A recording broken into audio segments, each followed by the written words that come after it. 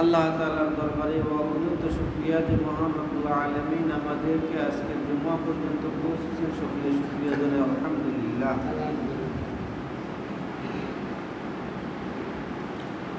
গত জুমার মধ্যে যে আয়াত বলছিলাম সেই আয়াতের সাথে অংশ বিশেষ কুল্লু নাফসিন যায়িকাতুল মাউতি সুম্মা ইলাইনা তুরজাউন, যে যত জীবন আছে তার মৃত্যুর স্বাদ গ্রহণ করতেই হবে। অথবা আল্লাহ তাআলা আমাদেরকে বলতেছেন তোমাদেরকে আমার কাছে ফিরিয়ে আসতে হইবে। কার দিকে ফিরিয়ে যাইতে হবে? আল্লাহ তাআলার দিকে। তার মানে আল্লাহ তাআলার ডাকে সাড়া দিয়ে আমাদের চলে যাইতে হবে এবং আল্লাহ তাআলার কাছে আমাদেরকে ফিরে যেতে হবে।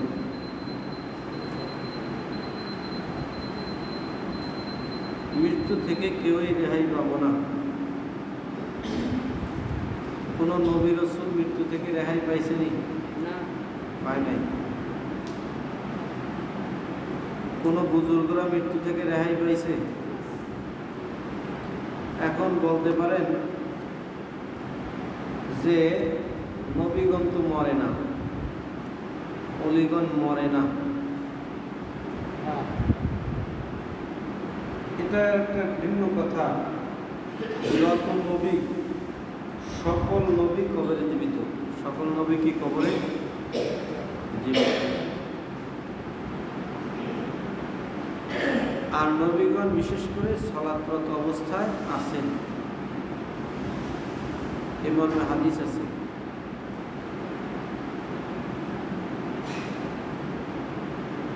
ওই নামাজের সামনে একটা দেন, ওই একটা সুতরা দিয়ে আসেন। এরা নামাজ পড়তে দাঁড়ায়, কোন জায়গায় কি দাঁড়াইতে হবে না হবে বোঝে না।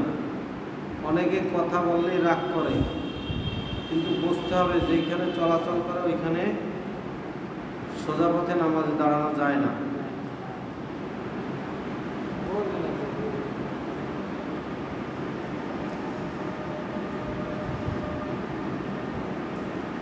রাসূলের যে সময়ে মানে রাসূল দুনিয়ায় থাকাকালীন তার যে সহচর অর্থাৎ সাহাবীরা ছিলেন, সাহাবীদেরকে কিন্তু প্রত্যেকটা ভুল সাথে সাথে ধরছেন, কিন্তু তারা রাগ করেননি।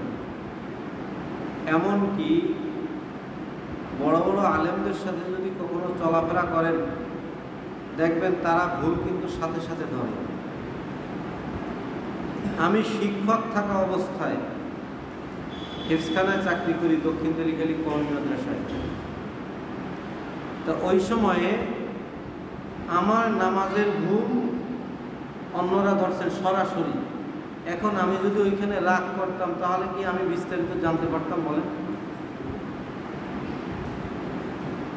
কিন্তু অনেকে সাক্ষী আছেন, কয়েকদিন আগে এক লোকের যখন বলছিলাম এক লোকের কথা এই জায়গায় নামাজে দাঁড়াইছে কেন, সে কিন্তু রাগারাগি করছে। শোনেন, ধর্মীয় বিষয়ে সতর্কতা অবলম্বন করা এটা প্রত্যেকের জন্য জরুরি। হাদিস তো আমার চেয়ে অনেক বেশি জানেন আপনারা, যে হুজুর এটা কেমন কথা, কারণ আপনি ওই জায়গায় বলছেন আর আমরা হাদিস বেশি জানি। এক সাহাবীর আলোচনা আপনাদের অনেকের মুখে মুখে বা মনে মনে। সেইটা কি, এক সাহাবী নামাজ পড়ছে, রাসূল সাল্লাল্লাহু আলাইহি ওয়াসাল্লাম দেখছেন। নামাজের পরে রাসূল সাল্লাল্লাহু আলাইহি ওয়াসাল্লাম বললেন তোমার নামাজ হয়নি। সাহাবী আবার নামাজ পড়লেন, রাসূল সাল্লাল্লাহু আলাইহি ওয়াসাল্লাম নামাজের পরে বললেন তোমার নামাজ হয়নি। সাহাবী আবার নামাজ পড়লেন, রাসূল সাল্লাল্লাহু আলাইহি ওয়াসাল্লাম বললেন তোমার নামাজ হয়নি। সাহাবী বললেন ইয়া রাসূলুল্লাহ, আমি এর থেকে বেশি ভালো নামাজ আমি জানি না। আর আমাদের অবস্থাটা কেমন? কোনো ব্যক্তির যদি কই আপনার আজান হয় না, সে সরাসরি রাগ করবে। আপনার ওযু হয় না, সরাসরি রাগ করবে। আপনার নামাজ হয় না, সরাসরি রাগ করবে। যদি কই সূরা ফাতিহা পারেন না, সরাসরি রাগ করবে। এমন একটা সমাজ আমাদের, অথচ নিজের মুসলমান বললে দাবি করে।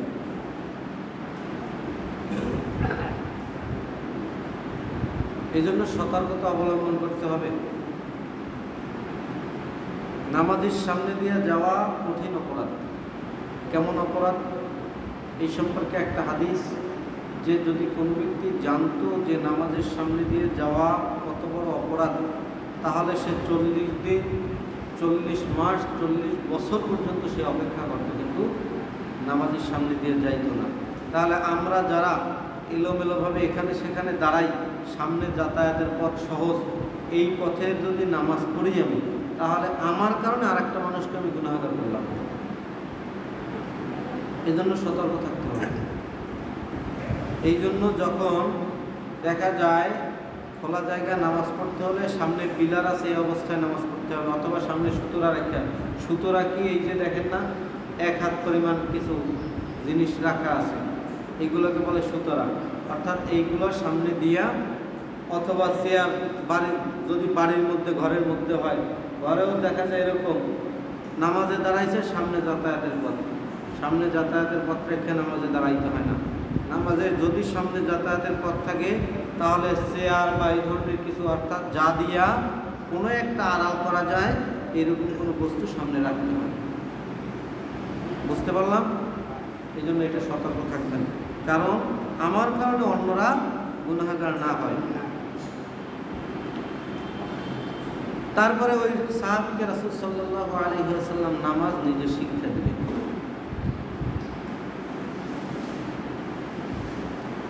এক হাদিস, এটা অনেকে শুনছেন, অনেকে শোনেননি। এক সাহাবী কোরআন পড়তেছিলেন। ওই সাহাবী নামাজের মধ্যে কোরআন পড়তেছিলেন। সাহাবী নামাজ শেষ করলেন। ওমর রাদিয়াল্লাহু তাআলা আনহু তারে পিঠ মোড়া দিয়ে ধরে নিয়ে গেছে রাসূলের কাছে।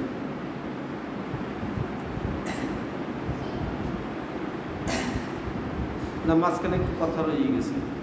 ওই সাহাবীর কাছে বললেন ওমর রাদিয়াল্লাহু তাআলা, তুমি এভাবে কোরআন পড়লে কেন? ওই সাহাবী বললেন যে আমাকে রাসূল সাল্লাল্লাহু আলাইহি ওয়াসাল্লাম এভাবে কোরআন শিখিয়ে দিয়েছেন। কিন্তু ওমর রাদিয়াল্লাহু তাআলা বিশ্বাস হচ্ছিল না। তিনি পিঠ মোড়া দিয়ে ধরে নিয়ে গেছেন রাসূলের কাছে। রাসূল সাল্লাল্লাহু আলাইহি ওয়াসাল্লাম বললেন, তুমি যেভাবে পড়তেছিলে সেভাবে পড়ো। ওই সাহাবী বললেন, রাসূল সাল্লাল্লাহু আলাইহি ওয়াসাল্লাম বললেন, ইহা এভাবেই নাযিল হয়েছে। ওমর রাদিয়াল্লাহু তাআলা আনহুকে বললেন, তুমি পড়ো। ওমর রাদিয়াল্লাহু আনহু তিনিও পড়লেন। রাসূল সাল্লাল্লাহু আলাইহি ওয়াসাল্লাম বললেন, ইহা এভাবেই নাযিল হয়েছে। তখন ওমর রাদিয়াল্লাহু তাআলা আনহুকে রাসূল সাল্লাল্লাহু আলাইহি ওয়াসাল্লাম বললেন, আলা সাবআতি হারফ ফাকরাউ মা তায়াসসারা মিনহু, যে কোরআন 7 হরফে, অর্থাৎ 7 ভাবে নাযিল হয়েছে, তোমার যেটা সহজ হয় সেটা তুমি পড়ো। বুঝছেন? তার মানে ভুল ধরলেই মন খারাপ করা যাবে না, এটা মাথায় রাখতে হবে।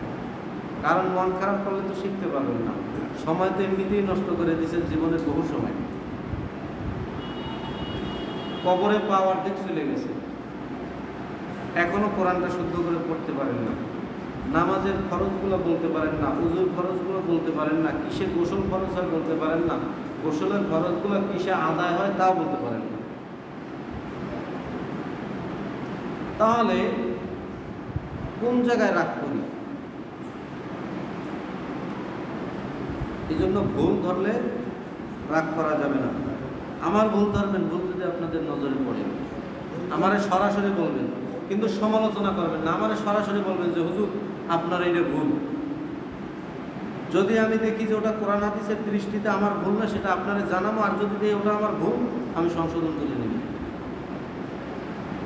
কিন্তু আমার সরাসরি বলবেন, সমালোচনা না করবেন। যে কেউ বলতে পারবেন, কোনো সমস্যা নেই। কারণ এক মুসলমান অন্য মুসলমানের ভাই। এক হাদিসে আছে আয়না শুরু,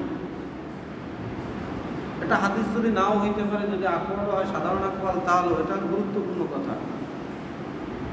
এই জন্য ভুল দেখলে সেটা সংশোধনের চেষ্টা করতে হবে। তা আমার মূল আলোচনা যেখানে ছিল যে আল্লাহ তাআলার দিকে আমাদেরকে ফিরে যেতে হবে। আল্লাহ পাক রব্বুল আলামিন রাসূল সাল্লাল্লাহু আলাইহি ওয়াসাল্লামের মাধ্যমে আমাদেরকে মৃত্যু সম্পর্কে অনেক কিছু জানিয়ে দিয়েছেন। এক হাদিসের মধ্যে রাসূল সাল্লাল্লাহু আলাইহি ওয়াসাল্লাম বলেন, আকসিরু যিকরা হাদিমিল লাযাতিল মাউত, তোমরা সাত বিনাশকারী, সাত ধ্বংসকারী মৃত্যুকে অধিক পরিমাণে স্মরণ করো। মৃত্যুকে কি বলছেন? অধিক পরিমাণে স্মরণ করতে বলছেন। আর মৃত্যুর কথা যার স্মরণে থাকে সে অপরাধে লিপ্ত হইতে পারে। আর এক হাদিসের মধ্যে রাসূল সাল্লাল্লাহু আলাইহি ওয়াসাল্লাম বলেন, ইযা হুদিরাল মুমিনু আতাত মালাইকাতুর রাহমাতি বিহারিরাতিন বাইদা ফায়াকুলুনা খুরুজি রাদিয়াতাম মারদিয়াতান আনকি ইলা রাউহিল্লাহ ওয়া রাইহানিন ওয়া রাব্বিন গায়রি قدبان وفيه أن الكافرة إذا احتضر أتته ملائكة العذاب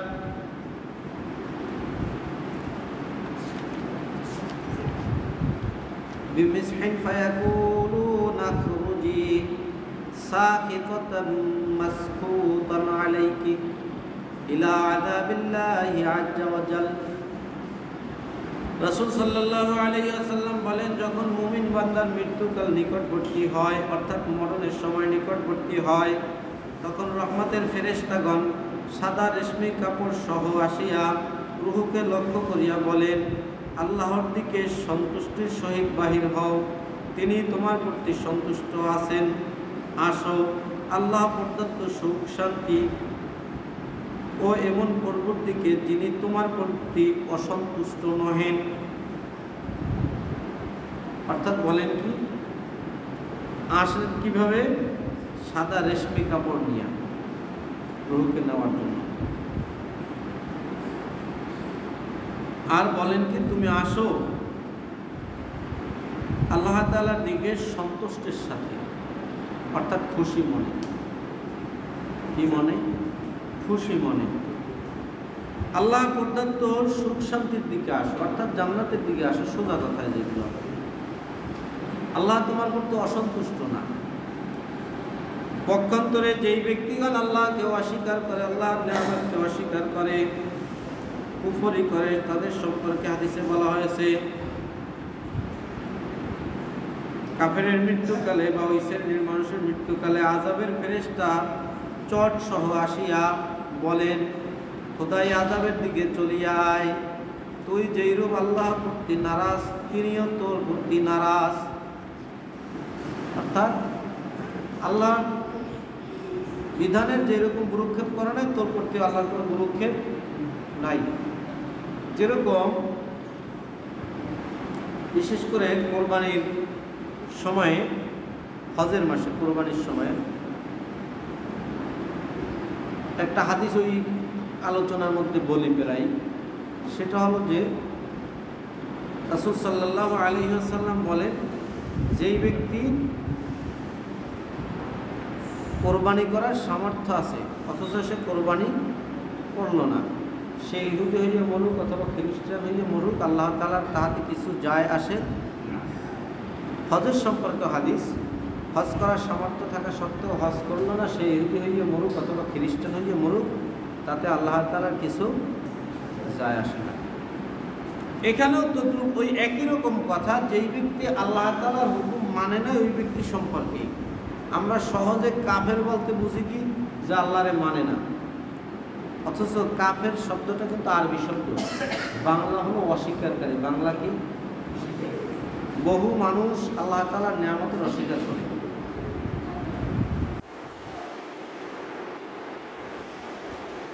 সেদিনকে এক ব্যক্তিকে বলতেছি, ওই ভাই আপনি বাম হাতে যে খাবারটা খাচ্ছেন ওইটা ডান হাতে খাইলেও খাওয়া হয়ে যাবে।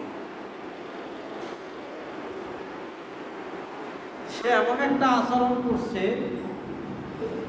মনে হইতেছে না আমি কত বড় অপরাধের কথা বলছি।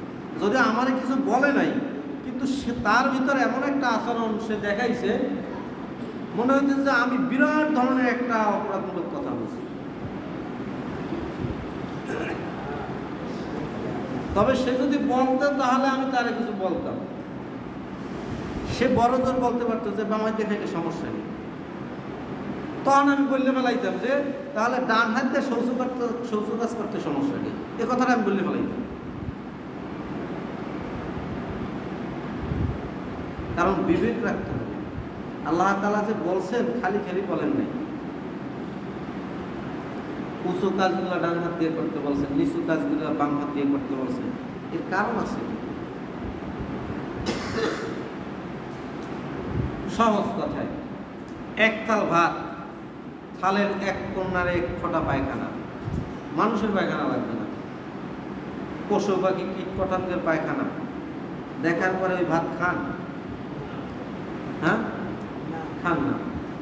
যদি এক প্লেট মুড়ির মধ্যে যদি দেখেন খান, তাহলে বাম হাত দিয়ে শৌচ কাজ করেন, এই হাতে তো সরাসরি গু ধরেন, সোজা কথায়। তাই এই হাত দিয়ে কেমন খান বলেন?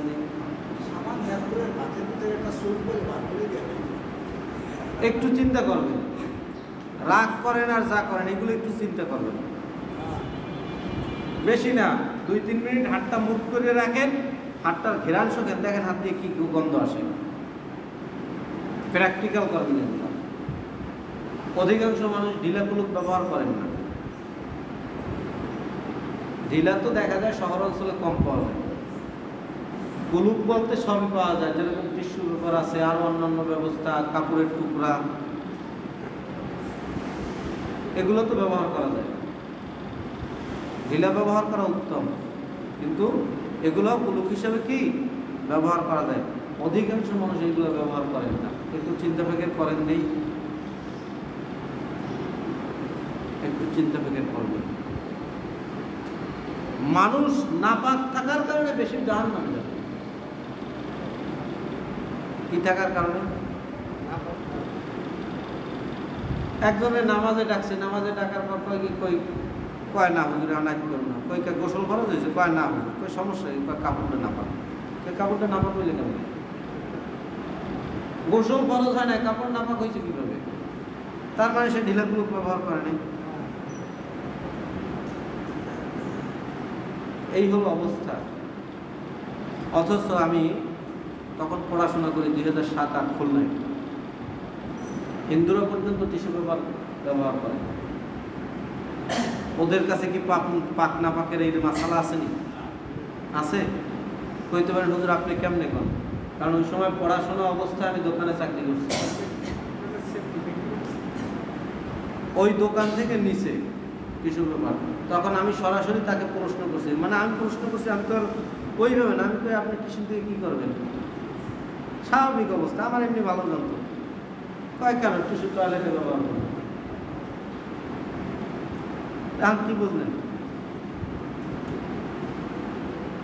আর মুসলমান টিস্যু ব্যবহার করে না, কুলুপ ব্যবহার করে না। এটা কিন্তু আফসোসের বিষয়। কাজে যায় বিভিন্ন বাসায়, কাজে গেলে যদি প্রস্রাবের চাপ আসে, যদি বলে একটু টিস্যু দেন, লজ্জায় বলে। সতর্ক হইতে হবে, সতর্ক হইতে হবে। তো যে কথা বলতেছিলাম, অস্বীকার করা, এই অস্বীকার যে কোনো পর্যায়ে আল্লাহ তাআলাকে সরাসরি অস্বীকার করেন অথবা আল্লাহ তাআলার নিয়ামতকে অস্বীকার করেন, তার মানে আপনি কুফরি করলেন। যেই ব্যক্তি কুফরি করে সেই ব্যক্তি কাফের, সোজা কথা, একেবারে সোজা কথা, বুঝছেন? আর আমরা কাফের বলতে বুঝি শুধু যারা সরাসরি আল্লাহ তাআলাকে অস্বীকার করে। এই জন্য সকল প্রকার অস্বীকার থেকে ফিরে আসতে হবে। সময় অনেক হয়েছে, আর কথা লম্বা করবো না। যদি মনে থাকে তো সামনের জুমায় আরও এই বিষয়ে কিছু আলোচনা করার চেষ্টা করব। সর্বোপরি কথা হল, আল্লাহ তাআলা আমাদেরকে মৃত্যুর স্মরণ বারবার যাতে আসে, আল্লাহ তাআলা সেই তৌফিক আমাদের দান করুন। যেই সমস্ত সওয়াবের কাজগুলো আছে, প্রত্যেকটা সওয়াবের কাজ বেছে বেছে আমরা যেন গ্রহণ করতে পারি, আমল করতে পারি, সেই তৌফিক দান করুন। যত পাপের কাজ আছে, পাপের কাজগুলো যেন আমরা সব পাপের কাজগুলো আমরা ছাড়তে পারি, সেই তৌফিক আল্লাহ তাআলা আমাদেরকে দান করুন। আমাদের চলার পথে আল্লাহ তাআলা সুন্নাতকে গ্রহণ করার তৌফিক দান করুন। আর সকল প্রকার কুফরি থেকে আমাদেরকে বেঁচে থাকার তৌফিক দান করুন, ঈমান আমলের সাথে থাকার তৌফিক দান করুন। আমিন। সাথে